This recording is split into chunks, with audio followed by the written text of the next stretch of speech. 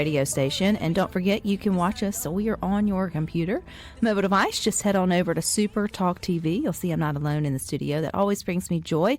We've got some friends back from Camp Kamassa, and they've got some good news with us. We got Vincent joining us, as well as Tanya Mohawk. She's the executive director.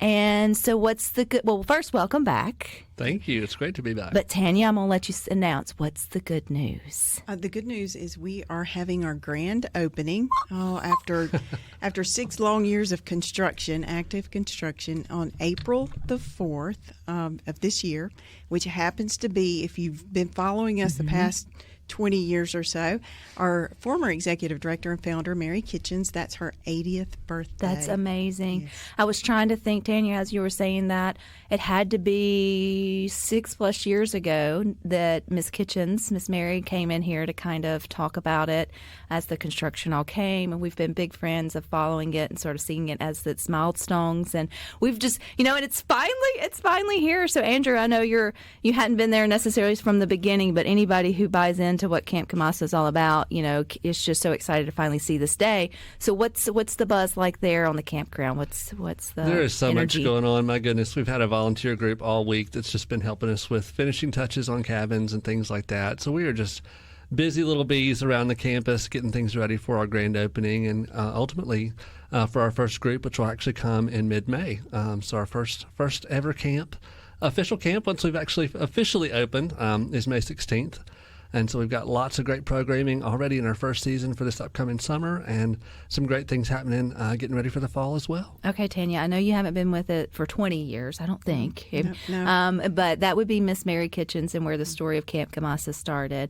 Share with those who may be hearing the words Camp Kamassa for the first time, which I can't believe by now. I would hope someone at least heard it, but if they're not, they need to know more about it. So 20 years ago, what was on the heart of Mary Kitchens? Well, really, if we back up even prior to that, in 1977, one of her 5 children was diagnosed with cancer, and it threw them into this crazy world of special needs and the realization that Mississippi is very lacking in activities and opportunities, especially recreational opportunities for those with special needs. Her son, Dan, he survived, so it ends very well. However, when he was about 10 or 11 years old, he went to the state's first camp for kids with cancer. And that camp started at a small mom-and-pop camp, Strong River, and they outgrew it, and they ended up going to the Jewish camp in Utica, Camp Wesley Pines in Gallman, and Twin Lakes in Florence. They were like little nomads floating around, and Mary said to herself, I bet if we're having this problem, the other special needs camps that meet within our state are having the same issues. And so she reached out to multiple groups, and they were all having the same problem. So then she reached out to different states and said, hey, how do you handle this? And realized that other states have facilities that are designed and built specifically for kids and adults with special needs. And so she took all of their good ideas, came back to Mississippi, and in 2008 formed the 501c3 and formed a board, and then started fundraising. Little Miss Mary selling $15 cookbooks. And then next thing you know, in 2013, we bought 326 acres in Copiah County, paid for it in 2017, and thanks to a partnership with the Department of Defense, the military had started out, helping us to start construction of the camp. So fast forward now, and we've had a partnership with the military consecutively up through last summer, and then we won't have them this summer. But we don't have much left to build, do we? No, we have about, just to throw this number out there, we have about $9.5 million left to build, but we're already about $22 million into this project, and that is just really a lot of grassroots fundraising. The Mississippi legislature has helped out, and then of course the military partnership that helped tremendously, and a lot of Mississippi and foundations have really stepped up, and businesses as well, lots of in-kind donations. Things we don't think about if we don't have a loved one or living ourselves with a disability that might make other camps tough for those individuals to go and have the traditional camp experience. So, Andrew, what makes what are some of those roadblocks that will no longer be there that you guys have sort of addressed at Camp Kamassa? Well, when you think of camp, if you've ever been a camper, you think of cabins tucked in the woods and the rolling hills and things like that, which is so picturesque and beautiful. But for someone who might use a wheelchair or a power chair or some type of walker or crutches or things of that nature in their everyday life, that makes it much more difficult for them to be able to get around. And so this campus has been thought through. It's consolidated, it's flat, it has wide sidewalks that will be eventually covered within the next year or so. But the cabins have extra space inside of them just to be able to maneuver, and all of the bathrooms are handicap accessible. Every facility that we have is handicap accessible. We have an infirmary that's state of the art. When you walk in it, your jaw just hits the floor. It's amazing. And so for our campers who do live with a chronic illness, will have the ability to have their treatments done at the camp and not have to come back to the Children's Hospital or to their clinic. With the medical teams that will be there with their campers, they can actually have dialysis done. They can have chemo treatments done there at Camp Kamassa. I say insane, but it's impressive. Like, it's mind-blowing. It's like insane in the best way possible that, with a little thought and God bless Miss Mary and holding out and getting exactly what she wanted, that it can you build it and then they will come. So who's the first campers, Miss Tanya? Who's the first that gets? Well, y'all had kind of like y'all had one group come in, right, and kind of test out the camp. So they were your official campers, but now we have official campers. So the Mississippi Brain Injury group, they're sending. How big is that group? There's about 60 to 75 families. It's 60 to 75 people, but it's a family program for a weekend that will come the 16th to the 18th of May. And so that's our first official group. So we're not just summer camp. We're year-round. We're happy to be able to work with different organizations to be able to have year-round programming, and we'll just continue to build into that point. But that's our first official group, and then we'll move into summer weeks, full weeks for children with cancer, mobility needs. Sickle Cell Foundation has a week, and then we're also working with an organization called Johnny and Friends, which is for all ages. It's a family program for all disabilities as well. Will it work a little different in terms of like your camp counselors? Because when you think about like your traditional camps that you would just send your kids to for a week, the counselors come in and probably have a summer job, or they're there for several weeks and that's kind of their thing to do. But I would assume that maybe this may look a little different in terms of who's going to come in and be those counselors for your campers. You're right. Just like I mentioned, we work with organizations and they have people that they currently work with, and so they are reaching out to their populations and letting them know about these programs, and we can also route them to those organizations as well. So if they would like to come to Camp Kamassa, you can visit the website and pull down our drop-down menu for the different diagnoses that we currently have programming for, and it takes you to a landing page for each of those organizations, and that's how they would be able to come and have an experience at Camp Kamassa. And Miss Tanya, this isn't limited to Mississippi campers, right? Like, I mean, I think one of Miss Mary's sort of visions was, there are other, we're a hub for other states that aren't far to drive for camp. I mean, a lot of folks in Mississippi send their kids to other camps in neighboring states. So will this also be able to serve those and us across state lines? Absolutely. So our focus is, of course, kids and adults within our state, all 82 Mississippi counties, but neighboring states don't always have facilities like this, especially Tennessee.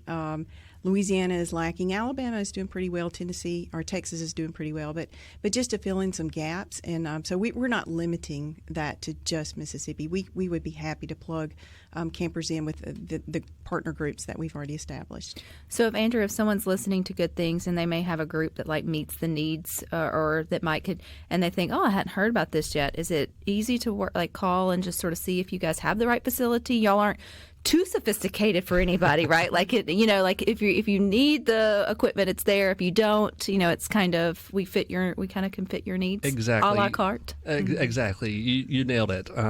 There are things that are there for the very specific needs of certain groups, and then there are other groups that would be within our population that would just need cabins to stay in and some fun recreation opportunities. And so, we would love to be able to talk with any organizations that are out there that are within our mission and our population to be able to work with them on providing programming, whether they're currently doing that or they haven't yet kind of jumped into the camping opportunity. Yeah, because I was just sitting here thinking maybe there's someone listening who says, oh gosh, I didn't know that there was a place that could. You guys could help them create their camp experience if they've never had that opportunity before, right, Tanya? Absolutely, yes. So a lot of the groups that already exist, that's easy. They already have their doctors, their nurses, their counselors. But there are so many groups that don't exist right now. And Andrew, you could probably name several of those that we're already working with to help them hopefully form a camp where they can send their campers to the camp. And there's still a few dream projects left to get done at Camp Kamassa, and I know we can help support that, so we've got more coming up next. But don't forget, you can watch us too. We are on your computer, your mobile device. Just head on over to SuperTalk TV. Continuing our celebration, I'm going to call it, of the grand opening of Camp Kamassa. It's coming up April the 4th. And it is a, 2-decade in the making, but really in terms of construction, at least 6-7 years sort of in the making of this camp, and it'll be Mississippi's only fully functional camp for those with disabilities or with chronic health conditions, which I think is wonderful. Tanya, just talking through, you've been with this organization for how long? You're the executive director now, but what was sort of your origin story into the organization? In 2016, I came home from work one day, and I had a missed call from Mary Kitchens, who I didn't really know that well, and she said, "Tanya, I really want you to come by and talk to me about Camp Kamassa," which I knew nothing about really. And I stopped by 2016. I got hooked the first conversation, so I've been her sidekick ever since. And my initial role was really just development, trying to scratch together funding to bring her vision to life. And so that's been my mission, is to help her vision come to life. And so, Andrew, how'd you find your way to Camp Kamassa? Well, Sounds like great jobs, by the way. It's an awesome job and very fulfilling. We're super excited. My background is about 23 years in camping, and about 2 years ago, the opportunity kind of became available for me to look at some different options, and I had heard about Kamassa, and so reached out to them and just said, "You may already have somebody that you're looking at to be your camp director, but I sure would love to talk to you guys and see about getting involved." And so, similar story to Tanya's, actually. I came down for a tour and just fell in love with the place, and I've been with them a little over a year now, so very excited. And ready to welcome your first campers. Now, we've been talking about Camp Kamassa, Tanya, but we haven't talked about where it's at. I just realized someone texted on the text line and asked, are they located at where Camp Wendover was? Close, but no. Close, so but where no. are we? We are in right in the central part of Copiah County, really. If you are familiar with Calling Panther Lake, we're about 8 or 9 miles southwest of Crystal Springs in Copiah County. And Crystal Springs, in terms of community, has completely opened their hearts, minds, and ideas to Camp Kamassa. You almost can't separate the two anymore. What makes that so special to making the camp such a success already? Of course, the whole state has been really supportive, but Copiah County especially, and the city of Crystal Springs, they're like our sister. I mean, they're like our big sister, big brother. They've just kind of helped us along the way.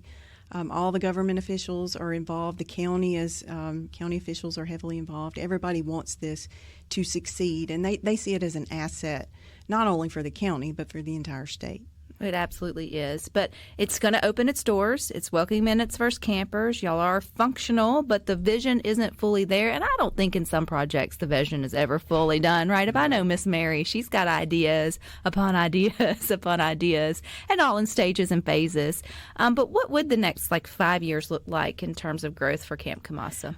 Some things that we really need to help us be more functional really is our admin building. We are going to function out of one of the family cabins, our office space, but really we need a designated office. We need things like, we have roads, but we would love to have those roads paved. We received notice today we have enough funding for one parking lot, but we have several others that just parking, basic infrastructure are some needs that we have. But right now we do have 14 cabins, the cafeteria, the medical clinic, an activity building. We have our swimming pool. We have our lake and a lakeside building. So we have enough, like you said, to get started. But we also want to add an amphitheater, a ropes course, high ropes, low ropes, zip line, tree house, equestrian center, amphitheater, and then an agritourism area. So there's several other things that we'd like to add. Now, Andrew, I know that when you hear, you have a pool, people think, it's just every camp has a pool. But Camp Kamassa's pool is super special in terms of the way it will be able to help its campers. So what makes this pool at this camp so much specialer? That's not a word, but you know what I mean. It's a fun word. It's a fun word. When you think of those who experience life with a wheelchair or something of that nature, you think of ramps, you think of afterthoughts, really. The way that the campus has been has been put together, there aren't actually any ramps on any facility other than the pool. And the pool goes into the water. I mean, the ramp actually goes into the pool. And so the way that that's used is we have a specialized PVC wheelchair. It can be in the water. And what we do is we have someone that just backs the camper into the water. And as they become buoyant and they start to float, we have a buddy or a flotation device that they can kind of use while they're in there. And so it just makes it much easier. The camp that we had this past summer was the first to be able to use that. And Bridget, who was here the last time I was here, she just talked about how their staff have had to really do a lot of grunt work, picking people up and carrying them downstairs, which is actually pretty dangerous to be able to do. And this just makes it so much easier. It took them, 25, 30 minutes to get all of their people in the pool in the past, and they were able to get all their people in within 10 minutes now. And That's so awesome. You just transfer into that chair and back people in, and everybody's in there together, which they actually said had never happened before, believe it or not, because you were constantly having to rotate people in and out. So It's the little things. It is, and it's just a really specialized, neat facility, and one of those that actually, for those who do spend a lot of time sitting in a wheelchair, allows them to be vertical and stand, and it gives them that sensation that they are walking. So it's a pretty amazing thing to have there at Things Camp we take Kamassa. for granted as well. So the community, obviously, statewide and beyond, has backed it, but we need to continue to sort of support it if we want to see all the different phases and stages. So, Tanya, even though it's opening its doors, how can we still get behind the mission? What are specific events or fundraisers that you guys have going on that we should put on our calendar? Well, in the fall, in October, we always have a golf tournament. So if you play golf, we really would love for you to be involved with that. This year, we've kind of suspended our other fundraisers because we are opening and we're a little bit busy at the moment. But really go to campkamassa.com, Kamassa is how you spell Kamassa. And there's a page, Andrew has done our website, and it just lists a lot of different ways to be involved. If you are involved with an organization and you would like to come and volunteer, it's really crunch time, and we have so much work to do between now and the summertime. We would love to get you plugged in and just find ways for you to help volunteer. If you have financial assets that you need to offload, we would be happy to help you with that. I love how you said that. Or If you win the lottery this upcoming week, we can help you. Yes, absolutely. We can help you with that. Speaking of volunteers, Andrew, who makes a good volunteer? Because it's, like I mentioned, it's a different form of camp counselor or camp staff, and each organization may bring their own. But in terms of those volunteers who may have special skills, what are you looking for in that? Really, anyone. Like Tanya said, there's a lot of things that need to be done right now. We've had a lot of construction men and women that are there this week, but we're also looking for people to come and volunteer for the programs themselves. If you really want to be more hands-on with the campers that would be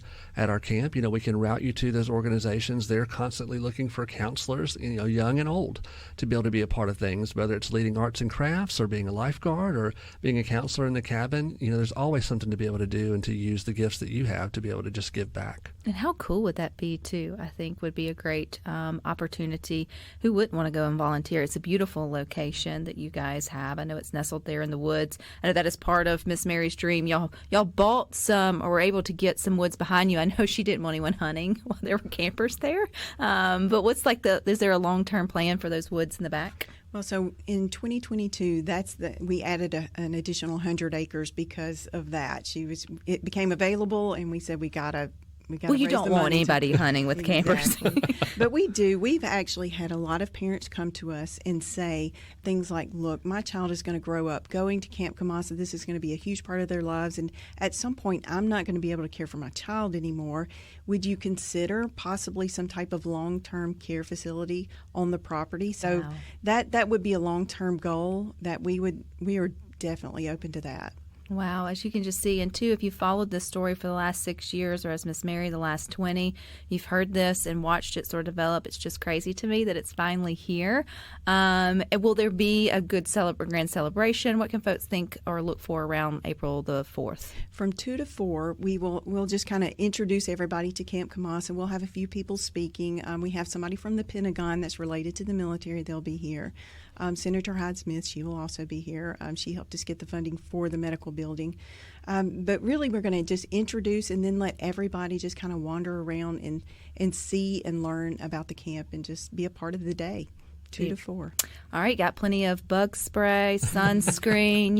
It's still camp. Andrew. So it's still got to have those like fun things, pack extra socks, all the things that sort of go into it. Campus camp for everybody. Campus camp for everybody, and now it can be because of Camp Kamassa.